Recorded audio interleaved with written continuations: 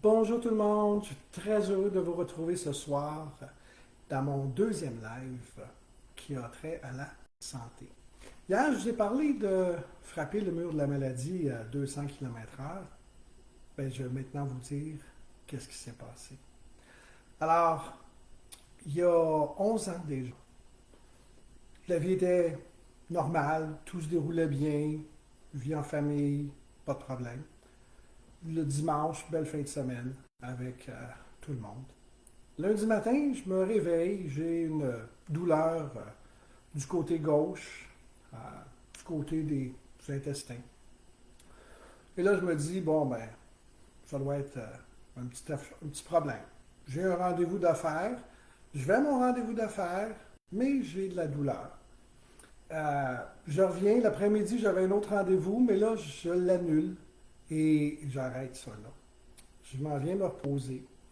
Mais la douleur, au lieu de diminuer, s'intensifie. La soirée est difficile et à 2 heures du matin, bien, c'est direction de l'hôpital. J'ai de la misère, j'ai de la douleur, j'ai de la misère à marcher droit. Je suis tout courbé. Arrivé à l'hôpital, bien, le traitement, le triage s'est fait assez rapidement. Et prise de sang. Et je pense que 4 heures après, je voyais un médecin. J'étais allongé sur une civière parce que c'était très douloureux.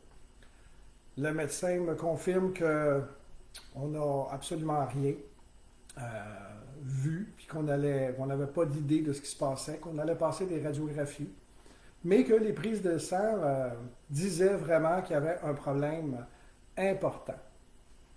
Donc, première radiographie, 2 heures plus tard, je revois le médecin, il n'y a rien. Ils n'ont pas rien vu. Donc, deuxième jeu de radiographie, plus poussé ce coup-là. Et là, ils ont découvert ce que j'avais. Ma douleur était causée par une hémorragie interne liée à un cancer fulgurant stade 4 qui avait éclaté. Alors, c'est sûr que quand on vous apprend ça, que vous êtes sur une civière dans le corridor, même si vous auriez voulu que vos jambes vous lâchent, ben vous ne pouvez pas aller plus bas que d'être sur la civière. Par contre, émotivement, ben c'est comme au départ, qu'est-ce qui se passe? Ça se peut pas. J'ai aucun symptôme, j'ai rien, tout est beau, mais non, c'est vraiment là. Alors, quand le spécialiste est venu m'annoncer ça dans le corridor, mais comme je n'avais aucune douleur, moi j'imaginais que c'était une petite affaire grosse comme le bout d'un doigt ou je ne sais pas trop quoi. Finalement, euh, tu sais, quand le médecin te dit ça, tu fais comme, ben voyons donc, pourquoi? Et comment vous avez vu ça? Ben, juste à le voir, on comprend. Mais moi, j'ai aucune idée de ce que ça a l'air. J'ai toujours mon impression que c'est une petite affaire. C'était gros comme ça. C'était en dedans de moi. Ça se développait de façon extrêmement rapide. Et aucun symptôme. Donc, cette annonce-là s'est faite, je dirais, à froid, en quelques secondes. Et le médecin m'a demandé si j'avais des questions.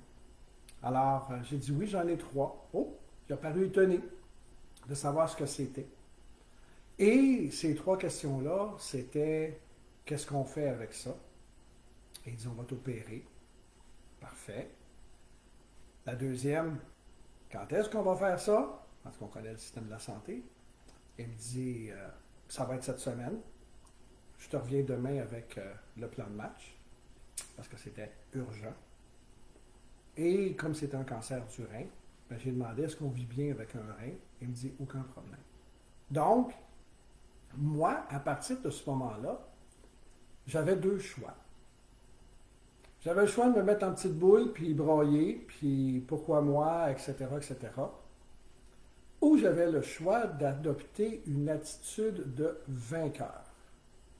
Et c'est cette attitude-là que j'ai prise à ce moment-là. Quand j'ai eu mes trois réponses à mes questions, J'ai dit merci, Doc, et je pars à la guerre. C'est pas vrai que cette cochonnerie-là, qui m'habite, qui n'a pas demandé de permission pour venir s'installer, mais qui m'habite, ne m'a jamais appartenu. Ça, il faut que ça soit clair. Jamais j'ai dit mon, non. Un cancer m'habite. Et je suis parti à la guerre contre cette cochonnerie-là. On m'a opéré dans les jours qui ont suivi. Et ça n'a pas été toujours facile, puis je vais sauter les étapes. Mais après ça, j'ai eu 3 mois de convalescence à la maison. Tu sais, quand on vous dit là, que ça m'a pris 10 jours après être rentré à l'hôpital pour aller voir, me rendre au poste de garde qui était à 50 pieds. Et quand je suis arrivé là, puis que je me suis accoté sur le comptoir, l'infirmière me dit « Est-ce que ça va? » J'ai répondu « Oui, très bien. » « Avez-vous besoin d'aide? » qu'elle me demande. J'ai dit « Non. » Je me repose, je fais le 50 pieds dans l'autre direction et je m'en vais me coucher. J'étais brûlé. Alors, quand on vit un événement comme celui-là, ça remet les choses en perspective. C'est évident. Parce qu'après ça, j'ai été cloué au lit pendant 2 semaines à cause d'une autre problématique. Et à ce moment-là, on est obligé de prendre soin de toi d'un bout à l'autre de ton corps et ta dignité s'en va. Et quand tu regagnes ta dignité, ça fait tellement du bien que là, tu apprécies toutes les journées. Qu'il pleuve, qu'il fasse soleil, c'est une belle journée. Parce que quand tu es capable de manger tout seul, de te lever tout seul, de t'habiller tout seul et de te laver tout seul, wow! Alors, toutes les petites choses qu'on a dans notre vie, on devrait les apprécier. Aujourd'hui, j'ai beaucoup de gratitude envers la vie, envers les petites choses de la vie qu'on ignore souvent. Mais il y a une chose est certaine. Quand je ne dis pas une étape, mais une épreuve comme celle-là vient nous frapper, on a toujours le choix de réagir. Réagissons en vainqueur. Parce que ce n'est pas la seule épreuve qu'on va avoir. Demain, je vous parle, toujours à 19h, je vous parle du jour où on m'a dit que j'étais diabétique. Parce que le diabète s'est invité dans le party, en plus du cancer. Alors, sur ce, au plaisir de vous revoir demain, mais là, on va parler de diabète.